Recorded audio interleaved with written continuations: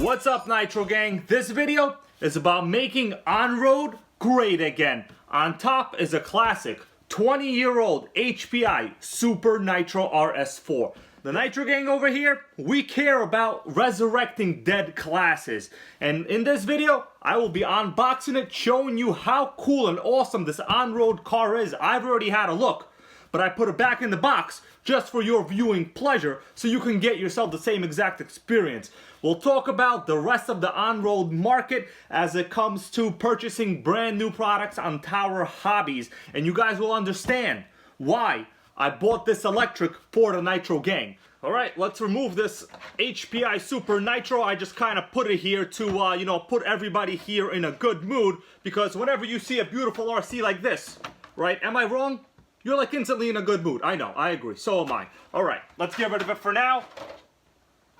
The box itself, this one is a kit.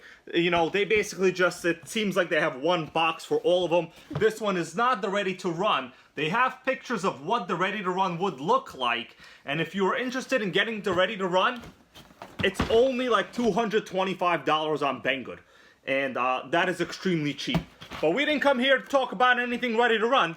We're gonna build ourselves a cool on-road RC. Let's open up the box right here. Get ready. Oh yeah, thing is actually kind of big. Look at how much space it takes up in the box. It's actually a little bit surprising. There's no film on top of the body, but it is brand new. I don't see any scratches. I didn't run it. Does it smell like anything? Well, it doesn't smell like any nitro, unfortunately, but listen, that's okay because this thing is still relatively cool.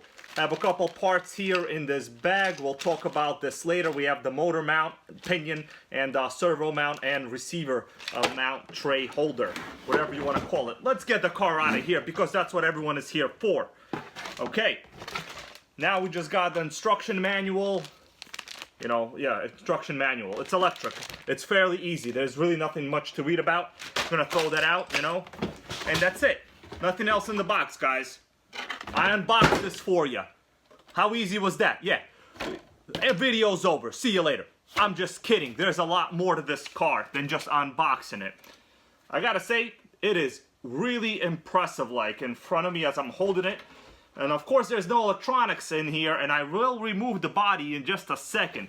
I want to give you guys a good overview of what it's like. This, in terms of scale, they call it an 8 scale. But later we're going to take a little bit of a look at a size comparison with an actual Nitro 8 scale, a Kyosho 8 scale on-road car, and you will see this is substantially bigger. I will also measure it. These wheels are 17mm hubs, 8 scale buggy wheels. So you guys understand, ZD Racing is no joke. This is my other ZD product. This is their Pirates buggy. I've done numerous videos on this chassis. I've had this thing hit over 52 miles an hour.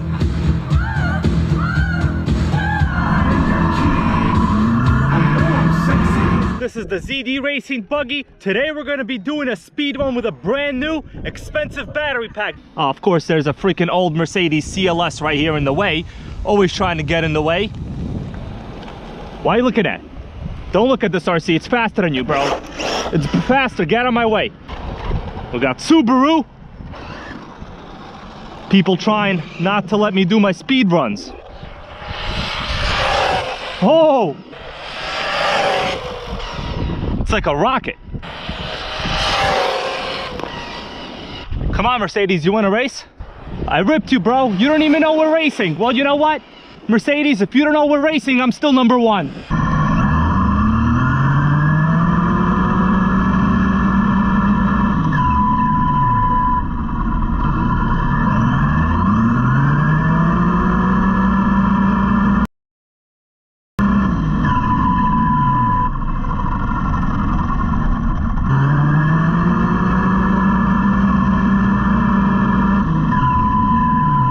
Believe it or not, if you look at the wheelbase, they are identical.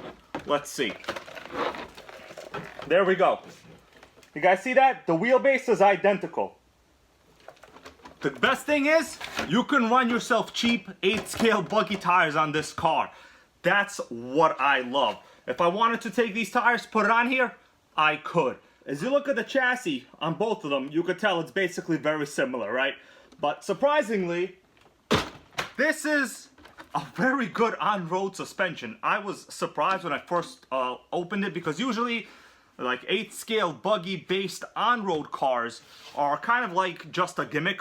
You know, they give you an on-road body and they call it an on-road car. And you basically just have a buggy setup. There's nothing unique about it. One of the first things I noticed, look at the front bumper here. You have a pretty serious solid foam bumper. When I mean solid, I mean like it could absorb a lot of impact. Yeah, it is flexible. It's a foam bumper. And HPI's, all 10 scale touring cars and even 8 scales, they have foam bumpers in the front. Very useful. Do I like the body? I would call this a high visibility body. I wouldn't particularly call it amazing. At least it's not like a cheap ripoff of anything. This is just, you know, a large on-road car body. What do you want from it? It's good. It's shiny. It's yellow and black. You know, it says Pirates 2. This whole thing was $155. Who said the old Prius can't do highway speed? What does this look like to you? I'm using battery only, doing a steady 50-something miles an hour, cruising in E mode, no problem. Look at that. The Prius can't do highway speeds alone on battery. Get out of here. Let's measure this so we have a good starting point on how big this is before we compare it to anything else. I'm just gonna use this end of this wing here because it's like the longest part.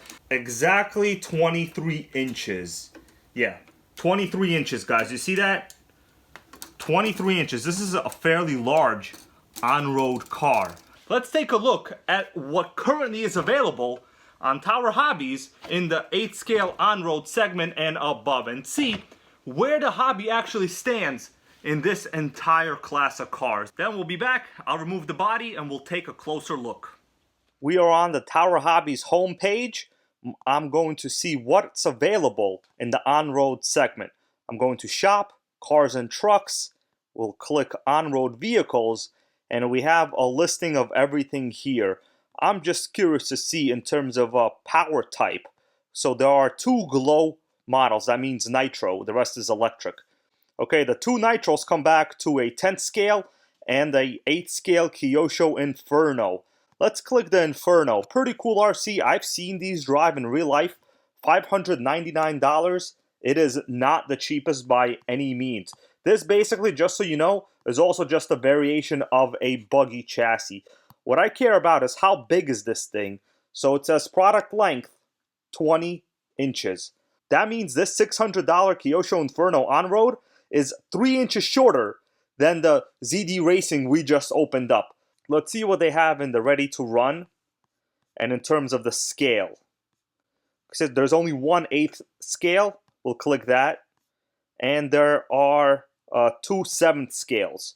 So out of the large on-road cars, you're down to 2 Armas, which are $650. These are pretty cool. They're larger RCs, I'll give it that. And of course we have the 8th scale Kyosho Inferno that we just looked at. The Armas are larger, don't get me wrong, but $650 plus tax, you're talking close to $700 for an electric. There's really only 3 larger on-road RCs available in all of Tower Hobbies. Of course, if you look elsewhere, you'll find other stuff, but I will limit my search to just Tower Hobbies for this video.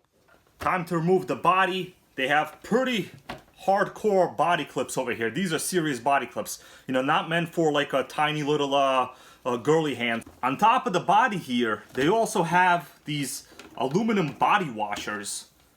You see that right here? I'm not quite sure. You know, it's probably going to be uncomfortable putting it back on every time, but like attention to detail, ZD right here, they got it. They got some attention, you know what I'm saying? Time to remove the body, baby. That's what it's all about. Okay, basic body, really nothing to discuss here. It's all about the chassis game. We came here to play the damn chassis game. Do you guys see how low this thing is? I wasn't kidding when I said this is a true on-road suspension. Exactly how you want a true on-road car to be. Honestly, I might actually kind of raise it a little bit. It's a little bit too low for me. But I could tell, as I lift up the suspension a little bit, there's a good amount of droop. And yes, this chassis does have droop screws. It has very nice and level chassis feel. In terms of dampening out of the box, keep in mind there's no electronics here, there's no LiPo, so it will be different when there is weight added to the chassis. But even in stock form, look at that. It is so nicely dampened. These wheels, once again, let me just bring the point home. These are basic buggy wheels that came on my other buggy. They are basically exactly the same. You guys see that? These are road tires. If you wanted to put on any kind of high grip tires onto this thing, you'll get a little bit more ride height. Compatibility, standard part usage, that is what I like. A lot of people often ask me with these cheaper RCs, man, are you not afraid of getting parts and this and that? Well, that other buggy I showed you guys just now, this 8 scale ZD buggy, man, I raced this, you know, with like a lot of other RCs on the track. They drove over me, they flipped over me, this thing flipped. I have not broken a single part. And a lot of the parts that you might wind up breaking, they're pretty much generic in terms of the entire electronic system. Anything is generic, wheels, replaceable, servos, whatever you want to run. For you to really break like a chassis like this, you would have to have a serious crash at serious speeds. In which case, even if you did that, just bend the chassis back, bro. It's not the end of the world, you know? The front aluminum shock tower is freaking thick. Look at that, super thick. The back, of course it matches, right? We got thick shock towers all around. In terms of the shocks, look at the back. Man, they are nice. This is sitting very nice. Look at how nice and almost level. Not exactly level. Personally, I would kind of raise the suspension a little bit.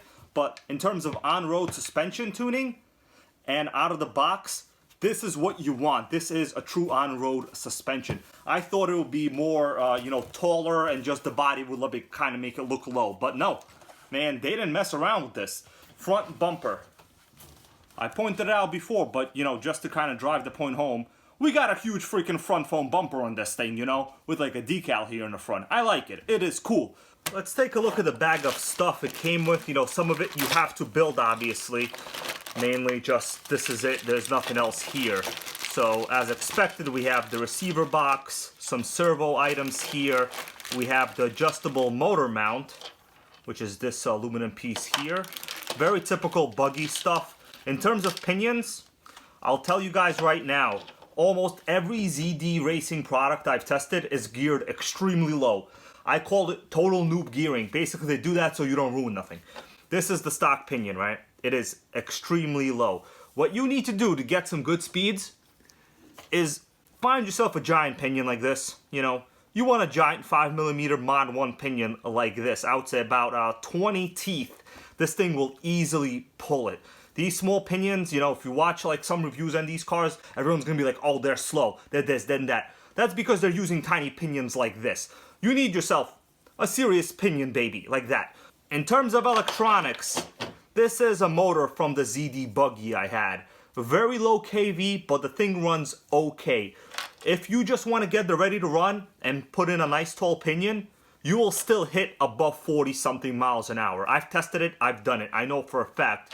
ESC, you know, any 60 amp and higher ESC will work. Now, of course, if you want to go all crazy, yeah, you can get yourself like a nice $80 to $90 brushless 8 scale system if you want to run in this. I'll find the link and put one in the description of this video for something that I know will fit and will run good.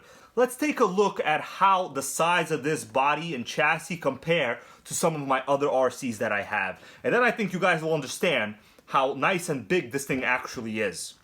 Here's a good perspective of how big the ZD TC8 actually is compared to the same exact wheelbase of the ZD buggy, the Super Nitro RS4, and a basic HPI 10 scale RC over there on the left. Actually, my favorite HPI Nitro Drift. I love the Drift, baby. I love it. The damn TC8 over there is enormous. You know, just the body, the bumper in the front. It is nice. When you're driving this anywhere, you're gonna be able to see it. One of the best things about like larger RCs, and I know you guys over there in the back, you could see my Red Cat Rampage. And you know what? Why don't I show you some of my other stuff while we're here? Oh yeah. We got a whole damn RC squad over there. The Rover Baja, there on the left on my bench press. We got the Red Cat Rampage, the Drift Monster, and of course the associated MGT 8.0. And some other ones over there, but we're not going to talk about that because, I'm going to run out of material for other videos. We're trying to focus on this right here. Personally, the bigger they are when you're, driving far away, that's exactly what you want. Now, the whole entire on-road segment is nearly dead, but I'm going to do my best to bring it back, whether it's electric, gas, or nitro.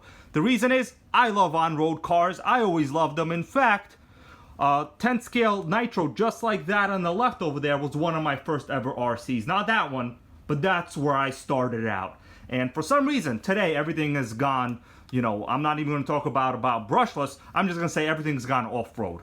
Now, buggies are basically what's left in the nitro segment. Most of them wind up being buggies.